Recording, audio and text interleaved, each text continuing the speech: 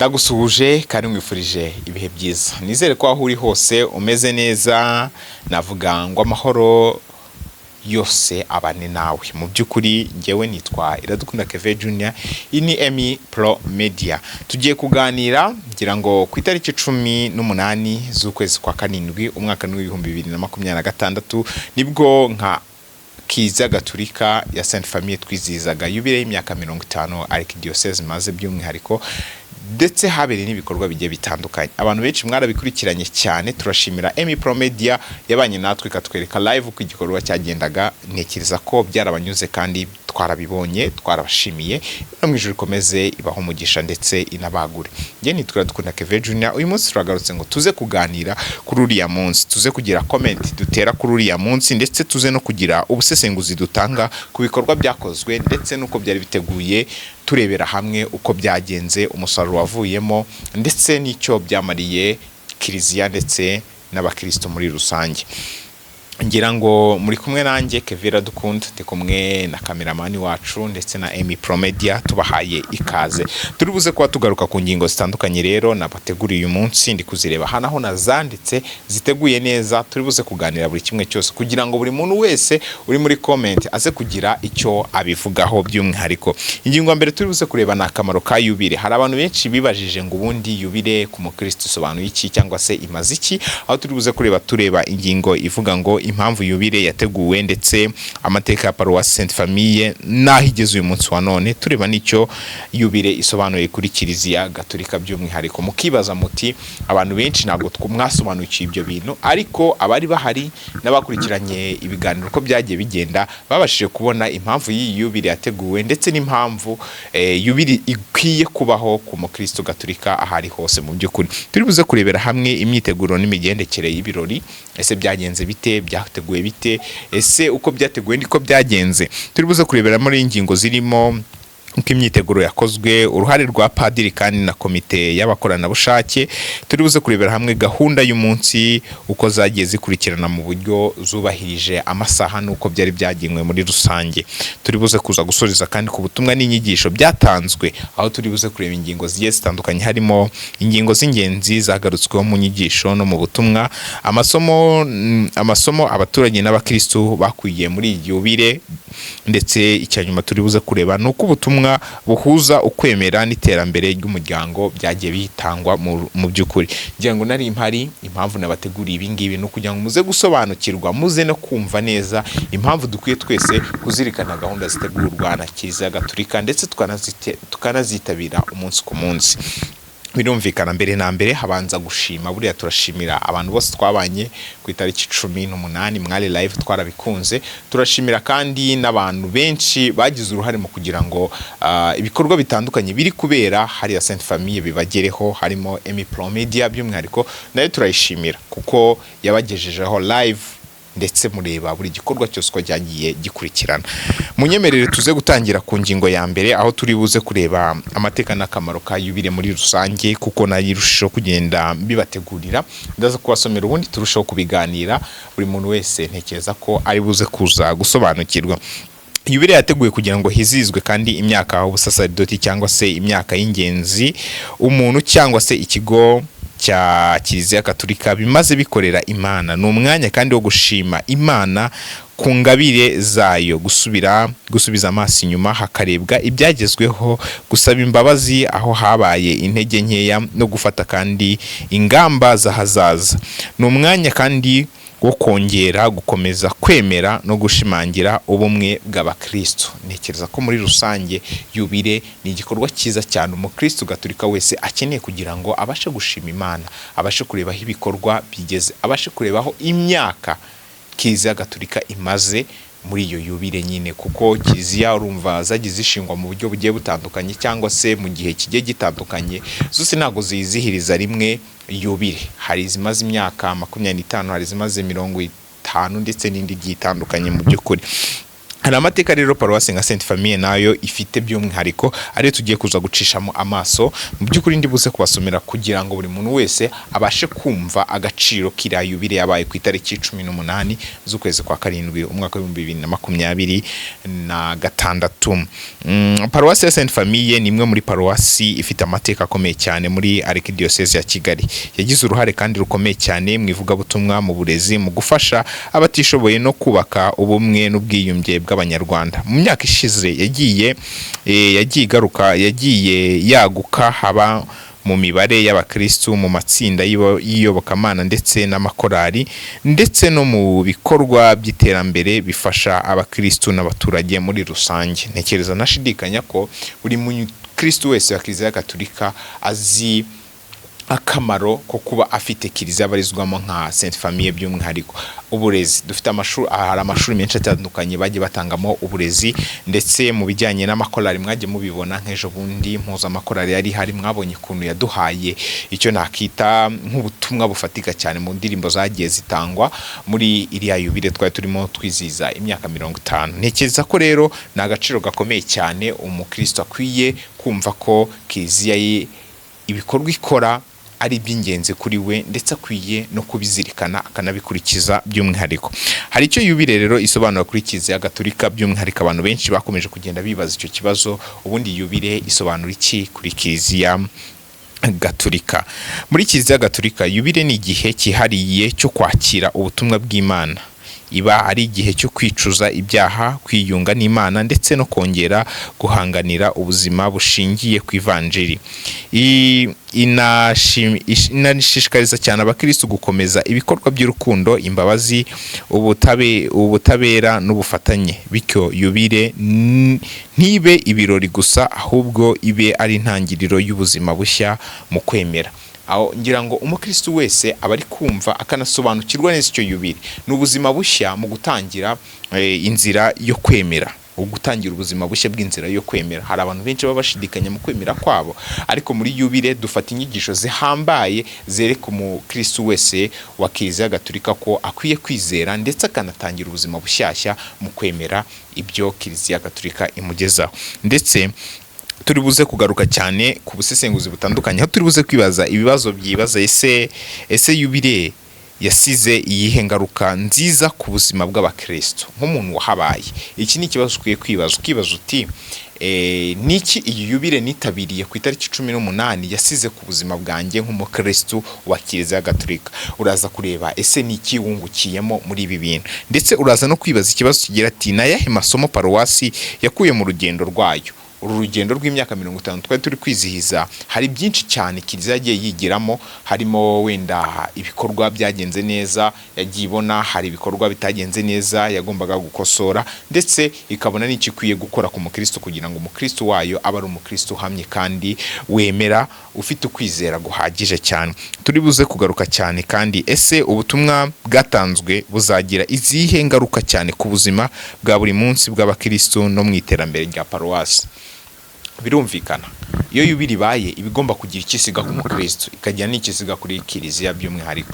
Ariko se niki yasize kuri wowe? Iki ni ikibazo ukwiye kwibaza, ukareba ahantu ikintu byasize muri wowe ukacyandika muri agenda, ukavuga ati iyi yubile y'imyaka 50 Kiliziya Gatolika Sainte Famille yijihije, yansigiye iki niki, yahinduye iki niki mu kwizera kwanjye, sibyo? Yahinduye iki niki kuri Kiliziya yanjye. Ibyo byose ukabireba, ntekereza ko aho uri ruze kuza kubyibazaho. Rero hari byinshi cyane umuntu ashobora kwibaza cyane, ndetse tukaza no kurebera hamwe ari ubusesenguzi buhambaye amateka n'akamaro ka yubile kuri Sainte Famille.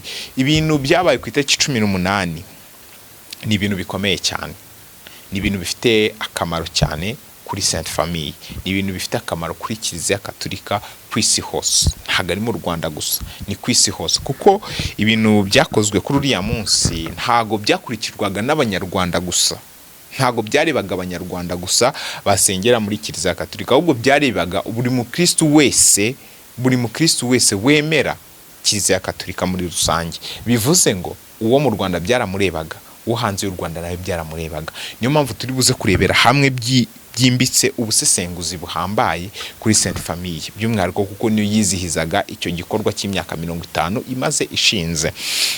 Yubile ya Kiliziya Gatolika ni igihe cyihariye cyo gushimira Imana ku rugendo rurerure rwaranze imirimo yayo. Si umunsi wo kwishimira ibyagezweho gusa, ahubwo ni umwanya wo gusubiza amaso inyuma tugasuzuma ibikorwa byageze no ibikorwa by'ukuntu byagiye bigenda ndetse no gufata icyerekezo cy'ahazaza. Muri Kiliziya, Yubile ya Sainte Famille yagaragaje uruhare rukomeye cyane muri paruwasi yagize mu ivugabutumwa, mu burezi no mu bikorwa by'urukundo byafashije abakristo n'abaturage muri rusange. Mu myaka yashize paruwasi yagiye yaguka mu mibare w'abakristo, mu makorari, mu matsinda y'iyobokamana ndetse no mu bikorwa biteza imbere imibereho myiza y'abayigana. Urumva ko byanga by'umwihariko hari impamvu ikomeye cyane yagombaga gutuma iyi yubile ibaho. Uburezi, kwaguka mu iyobokamana ni kimwe mu kintu gikomeye cyane umukristo wese wa Kiliziya Gatolika akwiye kwitaho, kubera yuko ikintu gituma Kiliziya ibaho ni ukugira ngo ikore ivugabutumwa mu bakristo babashe guhinduka ndetse babashe no gukora ibikorwa bitandukanye by'urukundo hirya no hino, kandi byinshi mwagiye mubibona kuri iyi Kiliziya. Mu nyigisho zatanzwe rero hagarutswe ku kamaro ko gukomeza umurage mwiza w'ababanjirije abandi, kandi hakimakazwa ubumwe, urukundo no gukorera Imana n'umutima wose. Abitabiriye rero basabwe gukomeza kuba intangarugero mu muryango no muri sosiyete. Abantu benshi bitabiriye iki gikorwa mwarushijeho kwakira ubutumwa mwahawe na bamwe mu bayobozi bakomeye cyangwa na bamwe mu bakomeye bagiye baduha, bamwe batubanjirije bagiye baduha ubutumwa bwiza bwo kugira ngo buri mukristo wese abashe gukomeza kwitabira ibikorwa bya Kiliziya Gatolika. Ntekereza ko urukundo mwagiye mugaragaza kuri uriya munsi ni urukundo rwashimishije Kiliziya, ni urukundo rwashimishije umukristo, ni urukundo rwashimishije abanyarwanda muri rusange, kubera ko twagiye dufata inyigisho zigiye zitandukanye zagiye zikorwa kuri uriya munsi. Muri rusange, Yubile rero ya Sainte Famille yabaye umwanya wo gushima Imana, gushimangira ubumwe bw'abakristo no kongera imbaraga mu rugendo rwo kwemera. Ubutumwa bwatangajwe muri ibi birori butanga icyizere cyo ko ibikorwa by'iyi paruwasi bizakomeza gutanga umusaruro mu myaka iri imbere cyane. Ntekereza ko imyaka iri imbere hari ibikorwa byinshi nka paruwasi ya Sainte Famille iteganya kuzagenda itanga ku yandi ku bakristo n'andi maparuwasi menshi agiye atandukanye. So nkavuga ngo rero iyi Yubile yadusigiye nk'icyo nakita road map cyangwa se urugendo rw'ibizakorwa cyane. Ntekereza ko abakristo bose bari bahari, mwatashye musobanukiwe, mwatashye mwumvishe byinshi Kiliziya gikora, ndetse nubwo mutumvishe ibyo igiye gukora, ariko byanga bikunda ibyo Kiliziya yakoze bikwereka ibyo izakora imbere. Turi kujya heza, ntituri kujya habi. Ntekereza ko buri muturage wese cyangwa se umukristo wese wa Kiliziya Gatolika usengera muri Sainte Famille n'utayisengeramo wese yabashe gukurikirana ibikorwa Kiliziya yabashije kugeraho, ndetse mu mutwe we hazamo igitekerezo cyaho wenda ishobora kwerekeza. Hari ibikorwa byinshi itegura, hari n'ibyo iteganya kuzagenda ibagezaho mu minsi igiye itandukanye. Rero hari ubusesenguzi rero butandukanye kuri iyi Yubile ya Sainte Famille navuga ngo nshaka kubagezaho. Nagiye ntegura kuko nari mpari, narebye imihango yose uko yagiye ikorwa, narebye uko ikirori cyose cyagiye gitegurwa. Yubile ni kimwe rero mu bihe bikomeye cyane muri Kiliziya Gatolika, kuba ari umwanya wo gushima Imana ku rugendo rw'imyaka ishize no gufata ingamba ku rugendo rw'imyaka igiye kuza. Rero iyi Yubile, mu birori bya Yubile Sainte Famille rero hagaragaye ko atari ibirori byo kwishima amateka gusa, ahubwo ari n'umwanya wo kongera imbaraga mu butumwa bwa Kiliziya. Iki ni ikintu gikomeye cyane. Mu isesengura rero ry'ibanze, iyi Yubile ni ikintu cya mbere kigaragara mu mateka y'iyi paruwasi. Mu myaka ishize Sainte Famille yagize uruhare rero rukomeye mu ivugabutumwa, mu burezi no mu bikorwa by'urukundo, mu kubaka ubumwe bw'abakristo. Mu mateka agaragaza iyi paruwasi yakomeje gutera imbere, yakomeje kugenda atera imbere, haba mu mibare y'abakristo no mu bikorwa bifitiye akamaro abaturage nk'uko nagiye mbibabwira hejuru. Ikindi kandi cyagaragaye ni ubutumwa bwatanzwe n'abayobozi ba kiliziya bwibanze cyane mu gushimira Imana, gukomeza ubumwe, kubabarirana no gukomeza umurimo w'ivugabutumwa. Ni ubutumwa kandi bwerekana ko yubile atari ukwibuka ibyahise gusa, ahubwo ari no kongera guhamagara abakristo kuba ubuzima bujyanye n'ivanjiri. Nicyo kintu cy'ingenzi bari gukora, guhamagara abakristo kuba mu buzima bujyanye n'icyo ivanjiri idutegeka ndetse n'uko dukwiye kubaho nk'umukristo wa Kiliziya Gatolika. Ku ruhande rw'imigendekere y'ibirori rero hagaragaye imyiteguro inoze, ubufatanye bw'amakorali, urubyiruko, amatsinda y'iyobokamana n'abakoranabushake. Ibi byagaragaje ko ibikorwa bya kiliziya bigerwaho iyo habayeho ubufatanye n'uruhare mu rwa buri wese. Ngira ngo buri muntu wese duhere ku biganiro twagiye dukora, ni umunsi wabanzirizaga iki gikorwa, twagiye tugaragaza ahantu imyiteguro itandukanye ahigeze. Twagiye tubonamo urubyiruko, twagiye tubonamo abakuze ndetse n'abakiri batoya cyane, kuko buri wese yari afite imirimo akora. Twagiye tubona kuri uyu munsi ibikorwa byagiye bitegurwa ko byari ibikorwa byamaze igihe bitegurwa ndetse byanagenze neza, aho buri muntu wese inshingano yari afite yagiye azikora ku buryo bugaragara. So turashimira rero kuri buri muntu wese wagiye ukora inshingano yari yahawe akanazikora neza kugira ngo uriya munsi ugende neza. Ngira ngo umuntu utarakurikiye uriya muhango wose uko yagenze yajya kuri Emi Pro Media agakurikirana live ukuntu byagiye bigenda, ariko uyu munsi turi kugira ngo dukore isesengura kuko byagenze ndetse nuko byagiye bitangazwa. Ariko kandi nkuko abanyamakuru benshi bagiye basesengura, ikibazo gikomeye cyane gisigara ni iki: ese ubutumwa bwatanzwe buzashyirwa mu bikorwa? Ibyo ni ibibazo buri muntu wese akwiye kwibaza. Ese abakristo bazakomeza kubaka ubumwe, gukunda umurimo wa kiliziya no kwita ku batishoboye nyuma y'ibirori? Ibyo byose ukomeza kubyibaza nk'umuntu.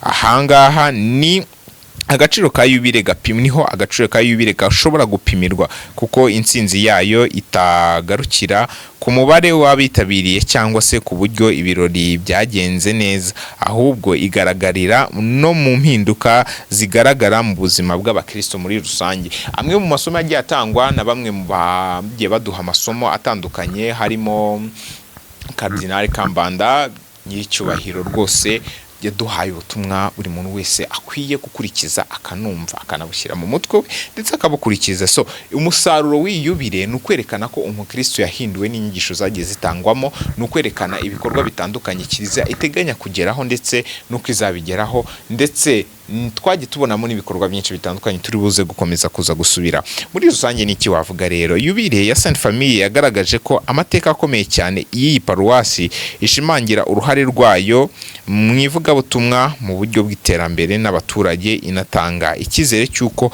urugendo rwo kwamamaza ivanjiri rugomba gukomeza mu bumwe n'urukundo no gukorera hamwe nk'uko byagiye bigaragara.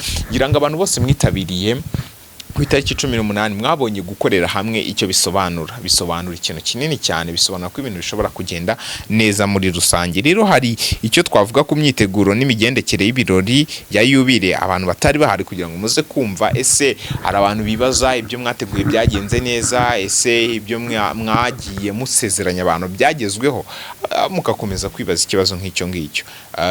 Ndaje mbasobanurire ndetse tuganire, kuko nari mpari nagiye nandika buritire ndetse nkanayisobanura mu buryo bugiye butandukanye uko nabonye byagenze. Nicyo gituma uyu munsi hano nicaye hano nka Emi Pro Media kugira ngo dukomeze kugenda tubana mu tunabasobanura, tunabaha ukuri kw'uko byagenze mu gutegura ibi birori kandi bikomeye cyane. Yubile ya Sainte Famille n'imyiteguro niyo ishingiro ry'intsinzi yabyo.